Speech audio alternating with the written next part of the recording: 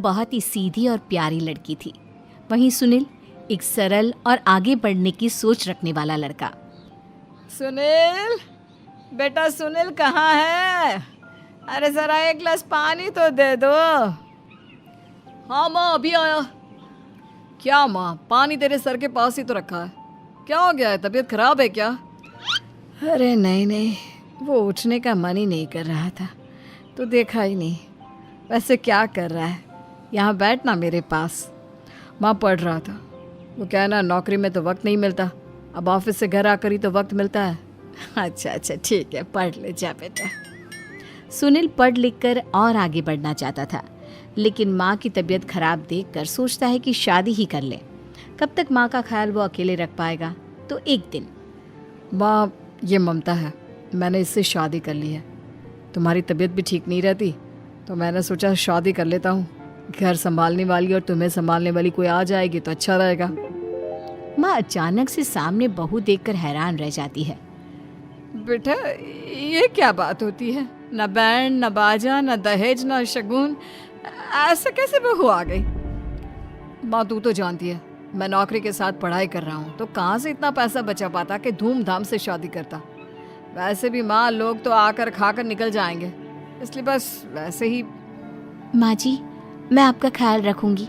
वैसे भी ये आगे की पढ़ाई कर रहे हैं, अच्छा कुछ कर गए तो सबके दिन फिर से अच्छे आ जाएंगे। सास को ममता की बात ठीक तो लगती है, लेकिन मन में कहीं ना कहीं लगता है कि कहीं बहू बेटे को लेकर फुर्र ना हो जाए और फिर तो वो रह जाएगी अकेली। बेटा देख, मेरा जो कुछ भी है वो सुनील ही है, और सुनील का भी अब इस दुनिया में मैं ही हूँ और कोई नहीं।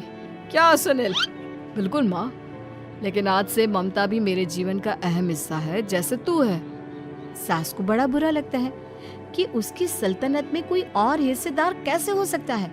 कैसे कोई और उसके 30 साल के बेटे की जिंदगी में अचानक से आकर बराबर का हिस्सेदार बन सकता है। देख बहू, मैं भले थोड़ा बीमार रहती हूँ, लेकिन इसका मतलब यह नहीं कि घर की चीजों में मेरा कंट्रोल खत्म हो गया है। मैं आज भी इस घर की रानी हूँ, समझी? बेटा सोचता है कि ये माँ को अचानक से क्या हो गया। कल तक जो माँ कहती थी कि जिंदगी का कोई भरोसा नहीं, वो अचानक से जंग के मैदान की झांसी की रानी कैसे बन गई? माँ क्या हो गया है? सब ठीक है ना? अचानक कैसी बात कर रही हो? ममता का आज पहला दिन है, स्वागत करो उसका। आसपास की आंटियों को बुलाओ, नई दुल्हन की मुंह दिखाए करवाओ। खैर, सास होने का फर्ज निभाती है और बाद में एक सहेली के साथ बाहर निकल जाती है। क्यों री बताया नहीं कि बेटे का ब्याह कर रही हो? वैसे तो सारा दिन हम ही में घुसी रहती हो। अरे मुझे भी तभी पता चला, क्यों अचानक सर पर लेकर आ गया।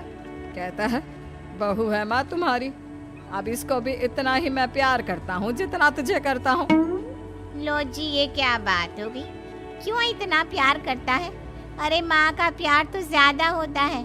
अब उसको तो कोई दूसरा पति मिल सकता है, लेकिन तुम ही बताओ, क्या माँ की ममता किसी और की हो सकती है? ना जी ना, बेटे को समझाओ ये बात। अरे क्या समझाऊं, मुझे तो खुद ही समझ में नहीं आ रहा कि क्या हो रहा है। जो बेटा कल तक माँ माँ करता था, अचानक से बीवी बीवी का राग आलाप रहा है। देखा, उसकी बीवी ना सुंदर और जवान है। सुंदरता के आगे तो एक से एक नहीं टिके, तो तेरा बेटा किस खेत की मूली है? सास को भी समझ में आ जाता है कि बहू की सुंदरता के आगे माँ का प्यार किसी काम का नहीं।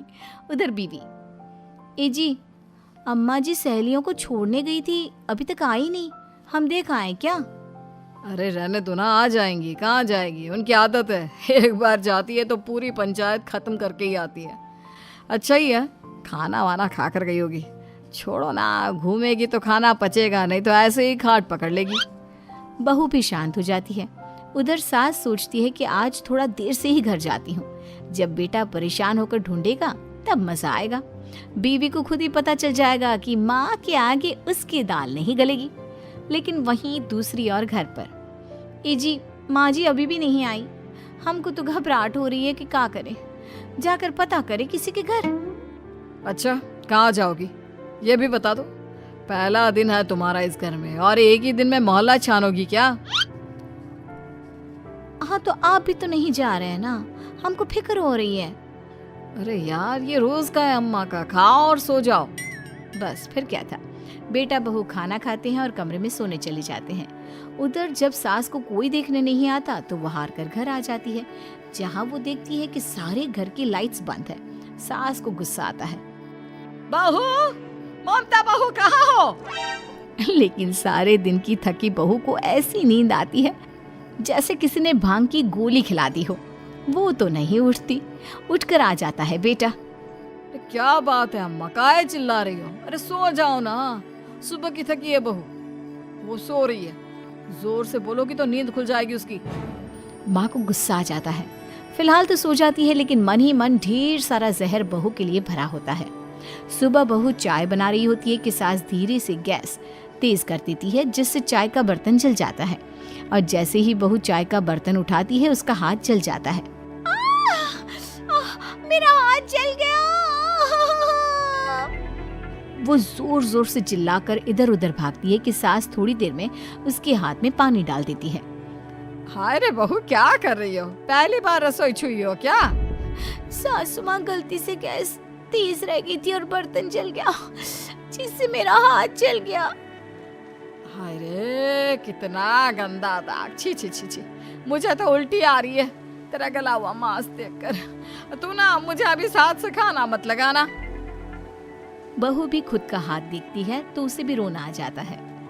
कुछ दिनों के बाद सास की सहेली आती है, बहू चाय बनाकर लाती है।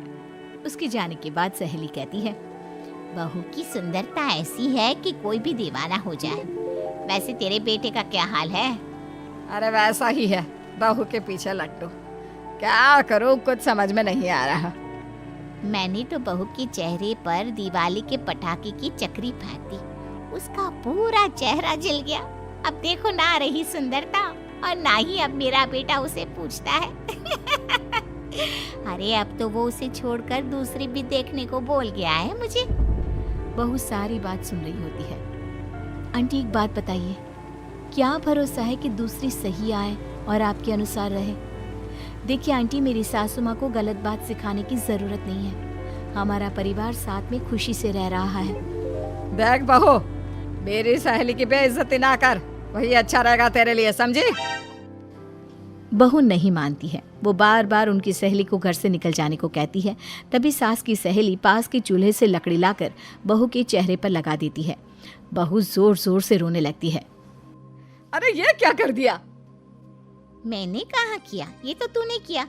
तू ही नहीं चाहती थी कि बहू बेटे के साथ रहे, भला मैं क्यों करूँगी? मैं तो चली, निपटो अब। बहू रो रही होती है, दर्द से चिल्ला रही होती है, लेकिन सास उसे डॉक्टर के पास नहीं ले जाती। तभी पति आता है। क्या हो गया ममता? ये दाग कैसे लगा? तुम कैसे जली? ममता कुछ नहीं कहती, बस दर्द से करा रही होती है। पति माँ की तरफ देखता है। हो ना हो माँ, ये पक्का आपका काम है। आप ही ममता से जला करती थी ना। देखना माँ, अब पुलिस आएगी, केस बनेगा, लेकिन पहले मैं ममता को अस्पताल लेकर जा रहा हूँ। सभी अस्पताल जाते हैं, जहाँ डॉक्टर ममता की सास से कहते हैं, आपने तो नहीं जलाया ना बहू को? अब ममता की सास के तो पसीने छूट रहे होते हैं। वो घबरा कर कहती है, ना ना डॉक्टर साहब, कैसी बात करते हैं? हम क्या जलाएंगे अपनी बहू को? डॉक्टर ममता के पति से पूछते हैं। देखिए, क्योंकि ये ससुराल में जली है तो मामला पुलिस का बनता है, तो आप पहले पुलिस को बुलाइए, तभी इलाज पूरा होगा। सास डर जाती है कि अब तो बच्ची जिंदगी जेल में ही रहना होगा। रहने दीजिए ना, पुलिस को क्यों बुलाना? सारी हंसी खत्म हो जाएगी जब पुलिस के डंडे पड़ेंगे। बहू को जलाना भले ही बहुत आसान हो, लेकिन उसके बाद सारी जिंदगी जेल की हवा खाना। सास डर जाती है। पुलिस आती है। पास लेटी दर्द से करा रही ममता स्टेटमेंट देती है। तो क्या हुआ था? कैसे जली आप?